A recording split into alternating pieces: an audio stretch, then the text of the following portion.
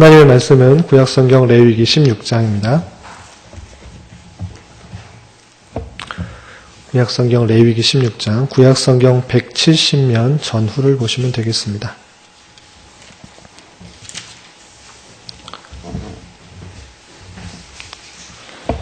16장은 표제에서도 알 수 있다시피 속죄일에 대한 규례가 나와 있는데요.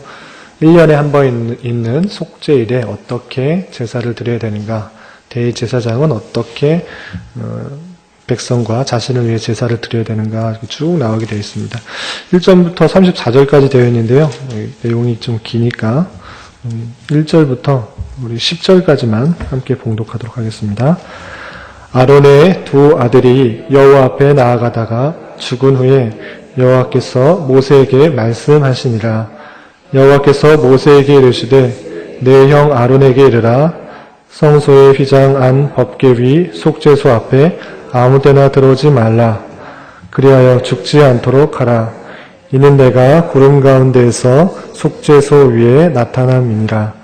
아론이 성소에 들어오려면 수송아지를 속죄 제물로 삼고 순양을 번제물로 삼고 거룩한 세마포 속옷을 입으며 세마포 속바지를 몸에 입고 세마포 띠를 띠며 세마포 관을 쓸지니 이것들은 거룩한 옷이라. 물로 그의 몸을 씻고 입을 것이며 이스라엘 자손의 회중에게서 속죄 제물로 삼기 위하여 수념소 2마리와 번제물로 삼기 위하여 순양 1마리를 가져갈지니라. 아론은 자기를 위한 속죄제의 수송아지를 드리되 자기와 집안을 위하여 속죄하고 또 그 두 염소를 가지고 회막문 여호와 앞에 두고 두 염소를 위하여 제비 뽑되 한 제비는 여호와를 위하고 한 제비는 아사셀을 위하여 할지며 아론은 여호와를 위하여 제비 뽑은 염소를 속죄제로 드리고 아사셀을 위하여 제비 뽑은 염소는 산채로 여호와 앞에 두었다가 그것으로 속죄하고 아사셀을 위하여 광야로 보낼지니라. 아멘. 이 시간에도 여기까지 나오신 여러분들 위해 하나님의 크신 은혜가 함께하기를 진심으로 기원합니다. 5월 들어 말씀 읽기 본문을 레위기로 잡고 계속적으로 읽어나가고 있습니다. 레위기는 여러 가지 스토리로 되어 있는 그런 이야기가 아니기 때문에 좀 읽기가 딱딱하고 내용이 난해하고 이해하기가 쉽지는 않습니다. 대부분 제사를 어떻게 드려야 되는지, 절기를 어떻게 드려야 되는지, 또 정결한 것은 무엇인지, 정결하지 않은 것은 무엇인지 거의 율례와 법규로 되어 있기 때문에 법조문을 읽듯이 되게 딱딱한 것을 느낄 수 있습니다. 그래서 통독하기가 쉽지 않은 그런 이야기인데 이것의 내용이 무엇인지, 의미가 무엇인지, 전체 성경 안에서 이것이 차지하고 있는 의미가 무엇인지를 좀 생각한다면 레위기를 그나마 좀 쉽게 이해하고 또 잘 읽어가고 오늘날에 또 어떻게 적용할지를 이제 생각해 볼 수 있는 것입니다. 레위기는 아시다시피 모세의 오경 중에 한 부분입니다. 모세가 기록하였던 그런 5권의 책 중에 한 부분이라는 것이죠. 그래서 이 모세 오경 중에 한 부분으로 이해하면 좋을 것이고요.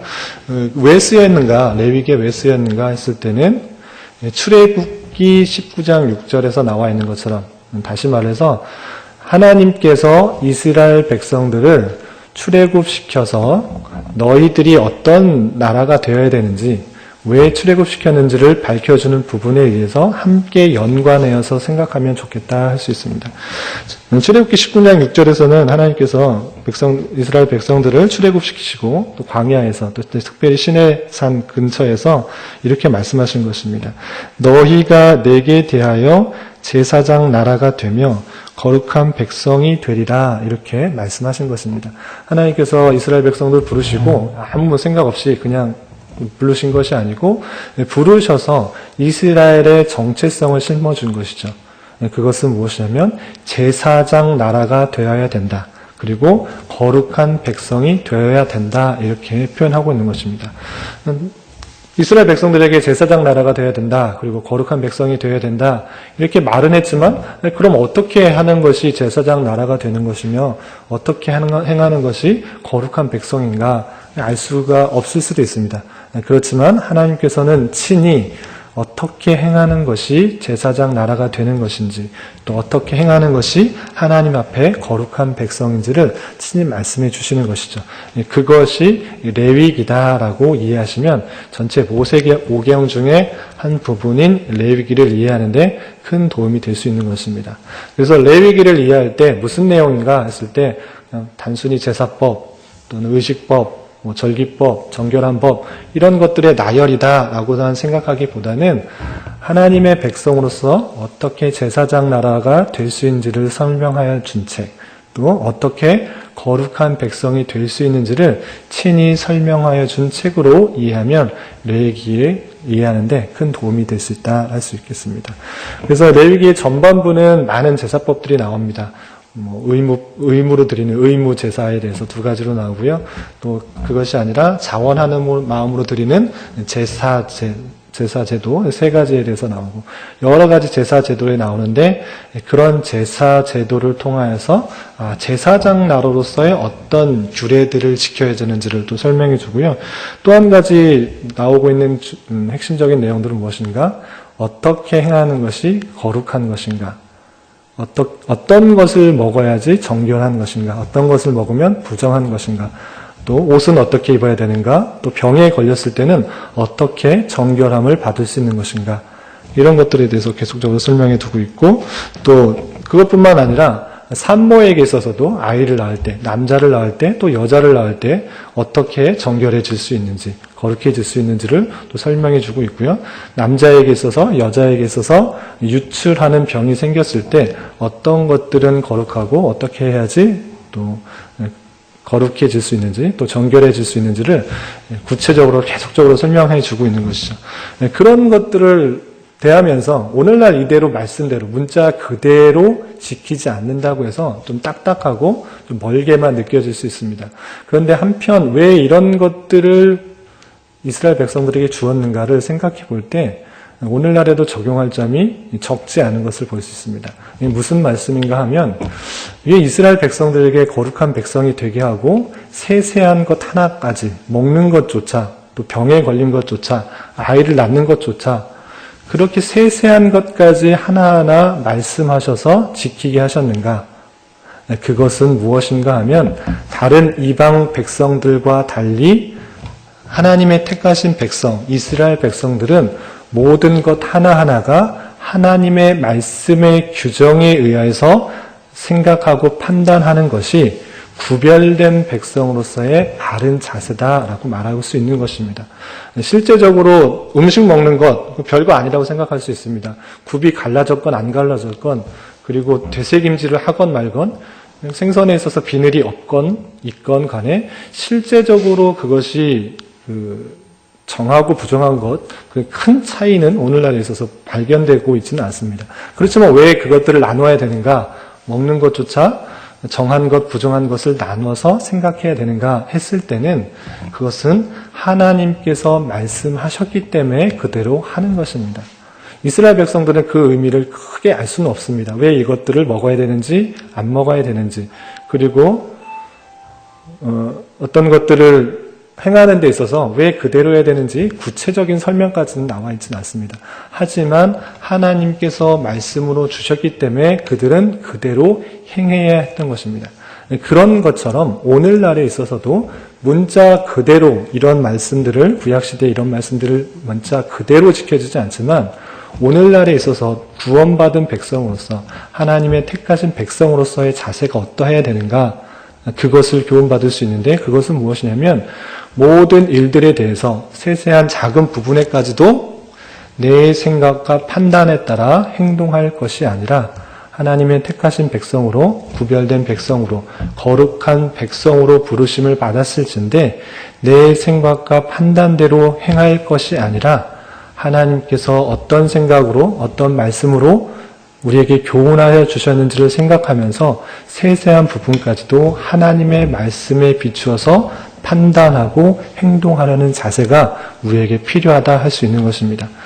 구약시대 이스라엘 백성들에게 아주 세세한 부분까지도 하나님의 말씀에 따라서 행동하는 것들을 보여준 것은 무엇이냐면, 보여준 이유는 무엇이냐면 성경의 레위기에서도 출애굽기에서도 여러 번 나오는 것처럼 내가 거룩하니 너희도 거룩하라라는 뜻을 행해주기 위해서, 실천하기 위해서 세부적으로 알려주는 것입니다. 하나님의 거룩성은 어떻게 드러나는가? 그것은 다름 아니라 하나님의 백성들의 거룩한 모습으로 드러나게 된다라고 이해하면 될 것입니다. 그렇기 때문에 하나님의 거룩하고 아름다운 그런 속성들은 물론 피조세계에 드러나지만 구체적으로 깨달아 알 수 있는 것은 그 택하신 백성들의 삶의 모습을 통해 드러난다 할 수 있는 것입니다. 많은 이스라엘 백성들 외에 주변 많은 백성들, 이방 사람들이 이스라엘 백성들을 보고 이렇게 생각할 수 있는 것입니다. 저 사람들은 보이지도 않는 그런 신을 섬기면서 참 특이하게 구별되게 행동한다. 먹는 것조차 또 병이 난 것조차 특이한 방법으로 생활한다. 구별된 방법으로 살아간다. 라는 것들을 느낄 수 있는데 그런 모습을 통해서 구별된 백성으로서의 모습이 드러난다 할 수 있는 것입니다. 다른 표현으로 거룩한 백성의 모습들이 드러나게 되는 것이죠. 구약시대에만 그렇게 드러나는 것이 아니라 오늘날에 있어서도 문자 그대로 레위기의 말씀을 적용하진 않지만 그러한 자세와 생각과 판단으로 우리에게 주어진 여러 가지 일과 사건들 그리고 어떠한 상황에 있어서 내 생각과 판단에 따라서 그렇게 마음대로 행하는 것이 아니라 하나님의 백성으로서 하나님의 뜻이 무엇인지 하나님께서 원하시는 것들이 무엇인지 삼가 조심하여서 먹는 것조차 입는 것조차 또 어떤 일과 상황과 사건에 따라서 상황에 대해서 하나님의 뜻이 무엇인지를 생각하고 판단하며 구별된 모습으로 나아가는 그런 자세들이 우리에게 있어져야 되지 않을까 이렇게 생각할 수 있는 것입니다. 그래서 레위기를 읽으면서 너무 딱딱하다 이런 말씀들 문자적으로 지키지도 않는데 왜 이렇게 읽어야 되나 생각하지 말고 하나님께서 구별된 백성으로서의 삶의 모습들을 얼마나 바라고 계시는지를 생각할 수 있어야 될 것이고 오늘날에 있어서도 우리의 삶에 있어서 얼마나 내 자신이 우리의 모습이 우리의 교회가 세상과는 구별되이 살아가고 있는가를 삼가 조심해서 생각해 보아야 될 것입니다. 계속적으로 우리 교회 안에 있으면서 또 말씀을 생각하면서 하나님을 믿는다고 하면서도 세상 것을 쫓아가고 세상의 부귀와 영화와 세상 사람들이 원하는 그런 모습들을 품고 바라고 생각하고 있지는 않은지를 되돌아보면서 세상과는 구별되이 살아가길 원하시는 하나님의 말씀들을 잘 깨닫고 그렇게 살아가기를 힘써야 될 것입니다. 레위기의 또 하나의 큰 주제는 물론 한 가지의 주제를 말하자면 거룩, 정결 이런 것인데요.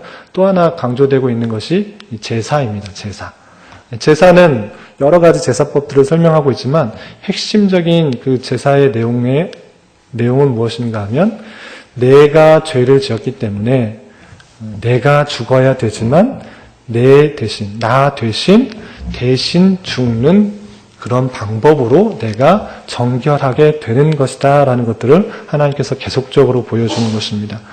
대표적인 의무제인 속죄제와 속건제가 있는데요. 그것들은 하나님의 율법을 어겼을 때 또는 하나님의 성물을 훼손하였을 때 이웃과의 관계에 있어서의 재물들을 훼손하였을 때 의무제로서 죄의 제와 속건제를 드리게 되는데 자신의 죄가 발견되었을 때 그것을 해결하는 방법은 무엇이냐? 내가 죽어야 되지만 그렇게 하지 않으시고 나 대신 죽는 것을 통하여 어떤 희생 제물을 통하여서 내 죄가 사해진다는 것들을 계속적으로 깨닫게 하여 주시는 것이죠. 그것들을 영원히 계속적으로 지켜야 하는 규례로서 레위기에서 설명하면서 생각해야 될 것은 무엇인가? 그것은 앞으로 오실 구원자, 대속자를 통하여서 내 죄가 사해진다는 것들을 깨닫게 하여 주시기 위해서 하나님의 그때를 기다리면서 이스라엘 백성들은 계속적으로 희생 제사를 드렸던 것이죠. 그래서 이 제사를 통해서 오늘날 또 제사를 계속적으로 지내야 된다 이렇게 생각하지는 않고요. 이 제사 제도의 예표, 원래 뜻하는 것이 무엇인지를 계속적으로 생각하는 것이 중요하겠다라고 할 수 있습니다. 그래서 레위기에서도 또 한 가지 중요하게 생각해야 되는 것은 내 죄를 대신 지고 달려가신 예수 그리스도의 사역들이 오늘날에만 있는 것이 아니고 구약에서도 밝히 알려주었기 때문에 그것을 통해서 하나님의 사랑이 얼마나 큰지를 계속적으로 생각하면 좋겠다 할 수 있는 것입니다. 오늘 읽었지만 16장에서도 속죄일에 대한 규례가 나옵니다. 이것을 또 세부적으로 설명하는 것들은 설명할 수는 있지만 좀 길고 오늘날에 문자적으로 지키지 않기 때문에 간략하게 요약해서 설명하면 그렇습니다. 이 속죄일이라는 것은 1년에 한 번 날짜를 정해서 이스라엘 백성 전체의 죄를 사죄하기 위해서 드리는 날을 정한 것입니다. 건제와 속죄의 죄 같은 경우에는 이스라엘 백성 개개인이 드리는 죄입니다. 그렇지만 속죄일에 드리는 그 대제사장의 죄는 자신뿐만 아니라 이스라엘 백성 전체를 위해서 그 죄를 사해 주기 위해서 드리는 날로 정해서 그것을 지키게 했던 그런 규례다라고 할 수 있습니다. 속죄죄, 속건죄의 더 큰 의미로 전체 죄를 사기 위한 날짜를 정해서 지키게 하였다라고 이해하면 될 것이고요. 그거는 언제 드리게 되었는가? 우리 읽진 않았지만 16장 29절 보면 이렇게 되어 있습니다. 너희는 영원히 이 규례를 지킬지니 되어 있는데요. 앞에서 속죄일 때 어떻게 행해야 되는지를 쭉 설명해 놓고 이것을 언제 드려야 되는지 날짜를 구체적으로 명시해 준 것입니다. 이 규례를 지킬지니 일곱째 달 곧 그 달 10일에 너희는 스스로 괴롭게 하고 아무 일도 하지 말되 본토이든지 너희 중에 거류하는 거미류민이든지 그리하라 라고 되어 있습니다. 이스라엘 절기력으로 7월 10일이 되면 이렇게 속죄일을 정하여서 이스라엘 백성뿐만 아니라 그 대상에 있어서 본토이든지 너희 중에 거류하는 거류민이든지 아무 일도 하지 않고 안식일처럼 아무 일도 하지 않고 이 속죄일을 지켜야 된다라고 말하고 있는 것입니다. 30절에 또 이렇게 표현되어 있는데 이 날에 너희를 속죄하여 너희를 정결하게 하리니 너희의 모든 죄에서 너희가 여호와 앞에 정결하리라. 이런 것을 통하여서 너희 이스라엘 백성들 또 거류민들 포함하여서 이렇게 정결하게 된다라고 표현하고 있는 것이죠. 34절에는 언제까지 이것을 지켜야 되는가 표현하고 있는데요. 이는 너희가 영원히 지킬 규례라라고 되어 있습니다. 이스라엘 자손의 모든 죄를 위하여 1년에 한 번 속죄할 것이다. 1년에 한 번씩 절기력으로 종교력으로 7월 10일이 되면 속죄일을 정하여서 이렇게 규례를 영원히 지켜야 될 것이다. 이렇게 표현되고 있는데요. 이 영원이라는 것은 신약 시대에도 또 영원히 지켜야 된다. 이런 표현이 아니고요. 실제로 이 예표가 완성되는 그 날까지 계속적으로 지켜야 될 그런 규례다라고 이해하시면 될 것입니다. 그렇다면 어떻게 속죄일을 지켜야 되는가? 이 속죄일 때는 대제사장이 성소에 들어가서 특별히 지성소에 들어가서 속죄 피를 뿌리는 것으로 완성되게 되는데요. 여러분들 교환에 또 자세하게 나와 있습니다. 교환을 보면서 제가 설명해 드리도록 하겠습니다.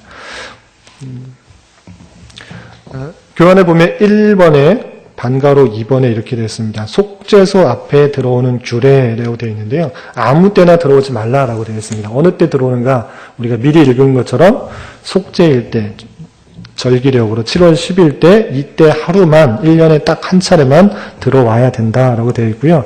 자신을 위하여서 드리는 제물이 있고 이스라엘 회중을 위해서 드리는 제물이 있습니다. 자신을 위하여 어떤 제물을 준비하라고 했냐면 속죄죄를 위하여서 수송아지 한 마리 그리고 번제를 드리기 위해서 순양을 가져오라라는 되어 있고요. 거룩한 옷을 입고 물로 씻고 들어오라 이렇게 되어 있습니다. 하나님 편 앞 백성을 설 때는 화려하게 여러 가지 장신구를 가지고 또 흉패와 또 보석들을 달고 그렇게 있는 그런 제사장의 모습들이 있는데요. 대제사장의 모습이 있는데 속죄일 때, 속죄소로 들어갈 때는 그런 것을 착용하는 것이 아니고 흰 새 마포의 옷을 입고 정결한 모습으로 들어오게 한 그런 좀 특징들이 있다 생각하면서 이해하시면 될 것입니다. 그리고 이스라엘 회중을 위해서, 자신뿐만 아니라 이스라엘 회중을 위해서 제물을 가져와야 되는데, 그 제물은 속죄 제물로서 숫 염소 2마리, 그리고 번제물로서 숫양 1마리라고 가져온 것을 볼 수 있습니다. 특징적으로 생각할 것은 무엇인가 하면, 속죄제를 드릴 때 그냥 속죄제만 드리면 자기의 죄가 용서되는 것으로 이해될 수 있는데, 그것만 드리라고 한 것이 아니라 번제로서 번제를 드리기 위해서 또 제물을 가져오게 했다는 것입니다. 이 번제는 앞서 1장에서 설명이 되고 있는데요. 자원제입니다. 자원제. 그러니까 스스로 항상 감사하며 하나님께 영광 돌리려는 마음이 있을 때 드릴 때 번제를 드려라 이렇게 되어 있는데, 자신의 속죄 그리고 이스라엘 온 회중의 속죄를 드릴 때 그 속죄로서 그치는 것이 아니라 감사하는 마음으로 번제를 함께 드리게 했다는 그런 것도 참고해 볼 만하다 할 수 있습니다. 번제뿐만 아니라 소제도 마찬가지로 소제만 드리는 것이 아니라 가루로 드리는 그 제사뿐만 아니라 다른 것과 함께 피의 제사와 함께 드리게 했다는 것들을 참고해 주시면 되겠습니다. 그래서 자신을 위해서는 속죄제물로 수송아지와 그리고 순양을 준비했고, 이스라엘 회중을 위해서는 숫염소 2마리와 또 번제물로서 숫양 1마리를 가져오게 했다라고 하는 것이고요. 전체 이스라엘 백성들의 수에 비해서는 어떻게 보면 간촐하고 또 간편한 그런 제물이라고 생각할 수도 있겠습니다. 그렇다면 이 제물을 어떻게 했는가? 그 세부적인 절차가 11절부터 22절까지 이렇게 나오게 됩니다. 먼저 대제사장이었던, 당시의 대제사장 모세의 형이었던 아론에게 이렇게 말하고 있는 것입니다. 아론과 그 아론의 집안을 위해서 속죄 제사를 드릴 때는 어떻게 되는가? 아까 속죄제물로서 수송아지와 번제물로서 순양을 가져오게 했는데요. 수송아지를 잡아서 하나님 앞에 제사를 드리고, 또 불을 그 앞에 성소 안에 향로가 있는데 그 향로에다 향을 태워서 그 안에, 지성소 안에 가득 향을 채우다 이렇게 되어 있습니다. 향을 가득 채운다는 것은 물론 불이 그것에 금초대가 있어서 불을 밝히지만, 그 하나님의 임재의 상징인 그 법궤, 특별히 그 시은소, 이것을 눈으로 직접 보는 것은 하나님을 영광을 보는 것이기 때문에 죽을 수도 있기 때문에 하나님께서 그것을 가리우도록 그렇게 하신 것으로 생각이 됩니다. 그래서 회막 앞에 있는 향로에 향을 채워서 그 안에 들어갈 때 그 시은소가 보이지 않도록 그렇게 속죄소 또는 시은소를 가리도록 하였다라고 되어 있습니다. 그리고 아까 죽었던 수송아지를 그 피를 손의 제물로 제물의 피, 송아지의 피를 속죄소 동편에 뿌리고 그 앞에 7번 완전하게 뿌려서 그 자신과 자신의 집안에 죄가 있다면 그 모든 죄를 사하여 주시기를 바라면서 생명의 상징이라고 할 수 있는 피를 뿌리는 의식을 하게 된 것입니다. 이런 것을 통해 자신과 집안을 위해서 속죄제가 드려지는 것이고요. 그렇다면 백성을 위해서 속죄제는 어떻게 드려지는가? 거기 교환에 또 나와 있고 성경 16장에 자세하게 또 구체적으로 설명되고 있는데요. 요약하면 이렇습니다. 지성소와 회막과 단을 위한 속죄 제사는 염소 2마리 중에 먼저 1마리를 잡아서 그 피를 가지고 휘장 안으로 들어오게 됩니다. 2마리를 맨 처음에 가져오라고 되어 있는데요. 제비를 뽑아서 어떤 것은 죽일 것인가, 희생제사를 드릴 것인가, 어떤 것은 그대로 살릴 것인가, 그 절차를 거치게 됩니다. 그래서 제비 뽑힌 것을 가지고 죽여서 피를 가지고 휘장 안을 들어오게 되고요. 마찬가지로 속죄소 위와 앞에 이렇게 뿌리게 되는 그런 절차를 행해야 된다라고 되어 있습니다. 그리고 단을 위한 속죄는 단 앞으로 나와 수송아지와 염소의 피를 단 귀퉁이의 뿔들에 바르고 그 위에 7번 뿌리는 것을 볼 수 있습니다. 속죄소 밖에, 그러니까 성소 바깥에 단이 있습니다.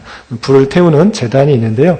그곳에 염소의 피, 그리고 아까 드렸던 수송아지 피를 함께 귀퉁이 뿔들에 바르고 그 위에 7번 뿌리는 것을 통하여서 백성의 속죄제를 행하도록 그렇게 되어 있습니다.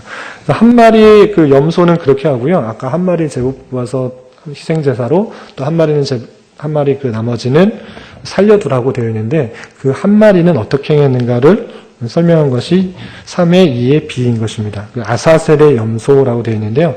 한 마리 염소는 살려두어서 그 염소에게 안수하게 됩니다. 안수의 의미는 아시다시피 자신의 죄, 이스라엘 모든 죄가 그 희생 제물에게 옮겨갔다라는 것이고요. 한 마리는 죽여서 희생의 제사의 모습을 보내지만 한 마리는 살려서 아사셀로 보내라 되어 있습니다. 아사셀로 보내라라는 것이 무엇인가? 16장 10절에 이렇게 되어 있는데요.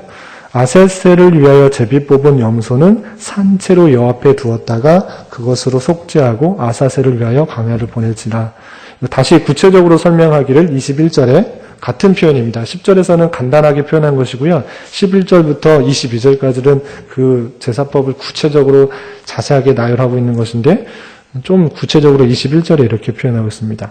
아론은 그의 두 손으로 살아있는 염소의 머리에 안수하여 이스라엘 자손의 모든 불의와 그 범한 모든 죄를 아뢰고 그 죄를 염소의 머리에 두어 미리 정한 사람에게 맡겨 광야로 보낼지니. 22절 염소가 그들의 모든 불의를 지고 접근하기 어려운 땅에 이르거든 그는 그 염소를 광야에 놓을지니라. 이 아사셀이라는 그 말이 무슨 뜻인가 찾아보니까 보냄이 된 염소라는 뜻입니다. 그러니까 두 마리 중에 온 이스라엘의 죄를 위해서 두 마리 중에 한 마리는 희생제사를 드리고요. 한 마리는 안수해서 그 모든 죄가 이스라엘 모든 죄를 고하면서 그에게 안수하였는데 그 모든 죄가 광야, 다시 돌아올 수 없는 그 광야로 돌아간 것처럼 이스라엘의 백성의 모든 죄가 그 염소에게 전가되고 없어지게 됐다라는 것들을 생각할 수 있도록 아사셀의 염소를 보내는 의식을 행하였다라고 이해하시면 될 것입니다. 그래서 오늘 그 속죄일에 어떤 일들을 행했는가, 종교력으로 7월 10일이 되면 대제사장이 자신과 집안을 위해서 드리는 제사와 온 회중의 죄를 위하여 드리는 그 제사를 통하여서 자신뿐만 아니라 이스라엘 백성들의 온 죄가 사해지게 되었다, 없애지게 되었다라는 것들을 이 의식을 통해서 보여준 것입니다. 이 의식들을 오늘날 그대로 지키라는 것이 아니고요. 이런 제사를 누가 완성하였는가 계속적으로 설명드리지만 이 모든 제사법 또는 절기법의 예표는 예수 그리스도인 것입니다. 우리가 죽어야 되지만 우리 죄로 말미암아 죽어야 되지만 우리 죄를 대신하여서 십자가에 달려서 피 흘려 돌아가신 그 영단번의 제사로 말미암아 우리의 모든 죄가 씻겨졌다는 그 사실들을 레위기 말씀을 계속적으로 읽어가면서 감격할 수 있어야 될 것입니다. 예수 그리스도의 희생자소로 말미암아 우리가 죄사함을 입었다는 그 사실들을 감사하며 기뻐하며 또 하나님께 번제를 드리는 마음으로 감사의 그런 제사를, 일상의 예배를 드리는 그런 마음으로 살아가야 될 것이고, 기쁘고 감사한 마음으로 남은 한평생 동안 내가 어떻게 거룩하게 정결하게 살아야 되는지를 생각하며 살 수 있는 저와 여러분이 되시기를 주님의 이름으로 부탁을 드리겠습니다. 기도하시겠습니다. 하나님 아버지 감사합니다. 오늘 말씀을 통하여 하나님께서 택하신 이스라엘 백성들을 위하여 속죄하도록 하는 말씀을 교훈받았습니다. 우리의 원죄와 자범죄로 말미암아 영원한 저주의 형벌을 받아야 함에도 불구하고 아무 흠없는 어린 양으로 이 땅에 오셔서 택하신 백성을 사하여 주신 그 은혜에 늘 감사하며 살아가게 하여 주시고, 주님께서 거룩하니 너희들도 이와 같이 거룩하라는 말씀에 따라 모든 것들을 생각하고 판단하고 행하는 데 있어서 이 세상의 가치관과 판단이 나뉜 하나님께서 원하시는 것들이 무엇인지를 고민하며 세상과는 구별되는 삶을 살아가기에 힘쓰게 하여 주시옵소서. 나라와 민족을 위해 기도합니다. 이 땅과 민족을 긍휼히 여기시고 은혜 가운데 허락받은 많은 풍요의 기회들을 감사하며 하나님의 뜻에 맞춰 선용할 수 있는 나라가 되게 하여 주시고 자유와 인권이 속박되어 있는 북한 교회 주민 가운데에도 하나님의 크신 자비와 공유를 베풀어 주시옵소서. 특별히 이 땅의 교회들이 올바로 깨어 주님의 말씀을 잘 선포하고 실천하도록 주장하여 주시옵소서. 내일 저녁부터 금요일 저녁까지 있게 되는 봄철 말씀 설경회 가운데 많은 사람들이 함께 참여하여 올바른 기독교 신앙과 역사의식을 가져 신앙의 한 걸음 진보가 있는 은혜의 시간이 되게 하여 주시옵소서. 직원 선출을 위해 기도합니다. 주님의 교회를 사랑하며 주신 사명을 잘 감당하기 위한 일꾼들이 잘 세워지게 하여 주시고 세워지는 사람이나 그렇지 않은 자나 모든 것들을 인도하시는 하나님의 주권을 고백하며 이 일로 인하여 마음 상하거나 실족하는 일이 없이 주님의 뜻과 섭리만이 잘 드러나는 시간 되게 하여 주시옵소서. 교회 내 여러 병약자들 주님께서 아시오니 주님께서 위로하여 주시고 늘 평강 가운데 승리하는 삶 살게 하여 주시옵소서. 이 시간에 각자 드리는 저희들의 간구, 입술의 고백 주님께서 들으시고 주님의 선한 손길들을 경험하게 하여 주시옵소서. 예수님의 이름으로 기도드리옵나이다. 아멘. 하늘에 계신